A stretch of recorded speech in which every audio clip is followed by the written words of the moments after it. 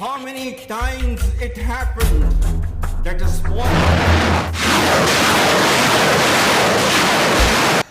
السلام علیکم، نئی ویڈیو میں خوش آمدید ناظرین گرامی۔ بہت بڑی بریکنگ نیوز سامنے آ رہی ہے کہ یو این میں بک بک کرنے کے بعد بھارت اب پاکستان پر سرجیکل اسٹرائیک کی تیاریاں کر رہا ہے۔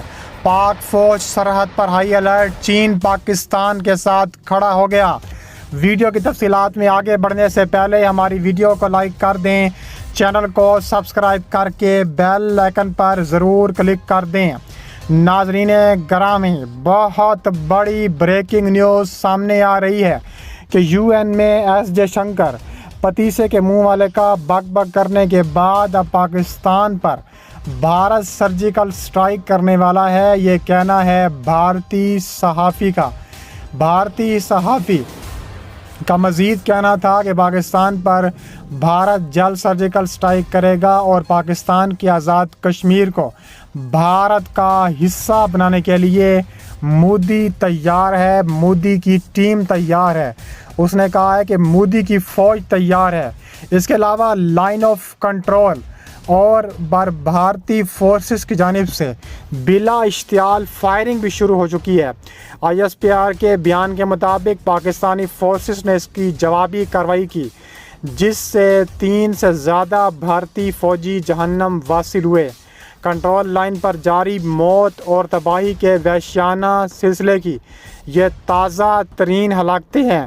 پاک فوج کے شعبہ تعلقات عامہ کی طرف سے جاری پریس ریلیز کے مطابق بھارتی سرحدی فورسز نے لائن آف کنٹرول کے ساتھ کوٹلی اور جن روٹ سیکٹرز میں فائرنگ کی۔ فوج کے نشریاتی شعبے کا بیان ہے کہ ہندوستانی فوجیوں نے اس وقت فائرنگ کی جب پاکستانی فوجی سرحد پر کام کر رہے تھے۔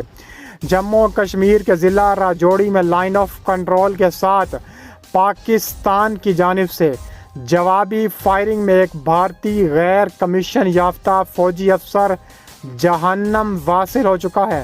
اس سے پہلے کنٹرول لائن پر فوجی جھڑپیں ڈرون بھیجنے کے ذریعے سیز فائر کی خلاف ورزی ایک معمول بن چکا ہے، باوجود اس کے کہ پاکستان رینجرز کی قیادت اور بھارت کی سرحدی سیکیورٹی فورسز نے نومبر 2017 میں معصوم زندگیوں کی حفاظت کے لیے 2003 کے جنگ بندی معاہدے کی اسپرٹ کو بحال کرنے کی ضرورت پر اتفاق کیا تھا۔ لائن آف کنٹرول پر حملوں کے یہ تازہ ترین واقعات ہیں۔ وزارت خارجہ کی شماریات کے مطابق پچھلے سال بھارتی فورسز نے لائن آف کنٹرول اور ورکنگ باؤنڈری کے ساتھ کئی مرتبہ سیز فائر کی خلاف ورزی کی، جس کے نتیجے میں معصوم شہریوں کی ہلاکت ہوئی۔ تازہ ترین اعداد و شمار کے مطابق بھارتی فوج نے لائن آف کنٹرول اور ورکنگ باؤنڈری کے ساتھ 70 سے زائد مرتبہ سیز فائر کی خلاف ورزی کی ہے۔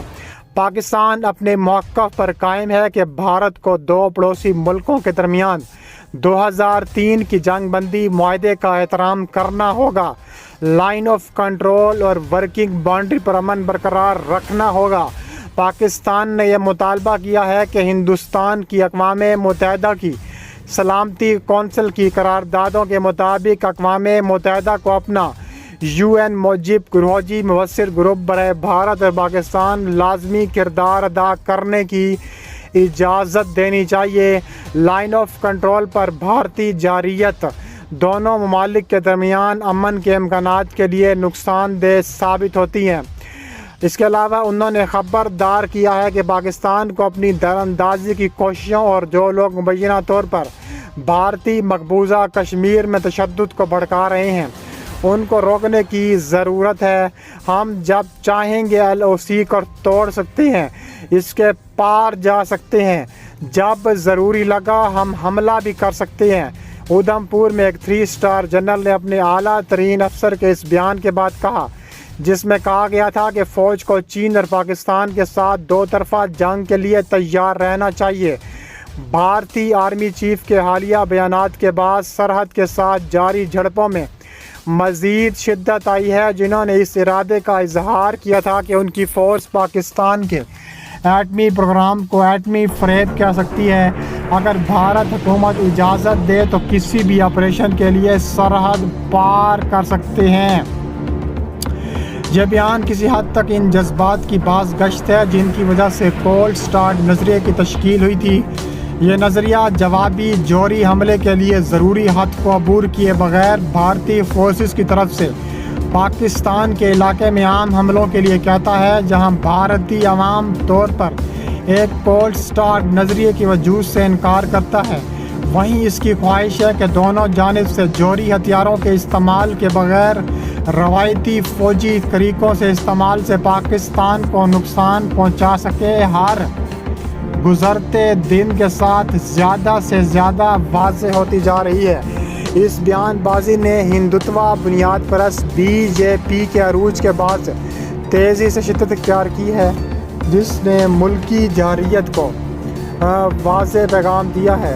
اس کے علاوہ کہا جا رہا ہے کہ پاکستان کے جوہری ہتھیاروں کے استعمال کے بغیر روایتی فوجی طریقوں کے استعمال سے پاکستان کو نقصان پہنچا سکے۔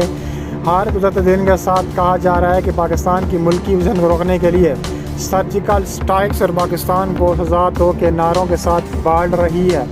آخر میں یہ واضح ہے کہ جارحانہ فوجی پالیسی کو فروغ دینے کے لیے انتہا پسند ہندوتوا تو بنیاد پرستی کو اس وقت تک بھارتی استبدانہ ڈیزائن کے ساتھ مخلوط کر دیا گیا ہے، جو لائن آف کنٹرول کے ساتھ موت اور تباہی کی صورت میں ظاہر ہوتا جا رہا ہے۔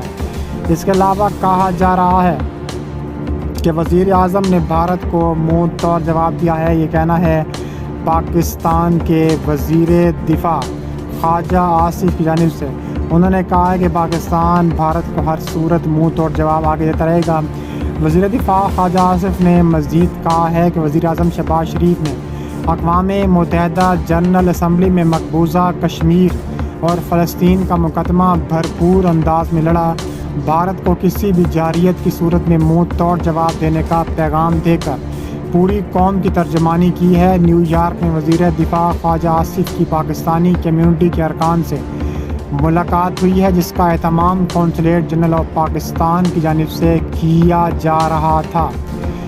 اس موقع پر انہوں نے کہا ہے کہ وزیر اعظم نے پوری دنیا کے سامنے کشمیر اور فلسطین کا مقدمہ شاندار انداز سے پیش کیا۔ وزیر اعظم نے بھارت کی جانب سے کسی بھی جارحیت کا منہ توڑ جواب دینے کی قوم کی ترجمانی کی ہے۔ انہوں نے کہا ہے کہ اوورسیز پاکستانی ہمارا قیمتی اثاثہ اور ہمارے ماتھے کا جھومر ہے۔ ہم سب کی پاکستان سے محبت کا اظہار دے کر خوشی ہوئی۔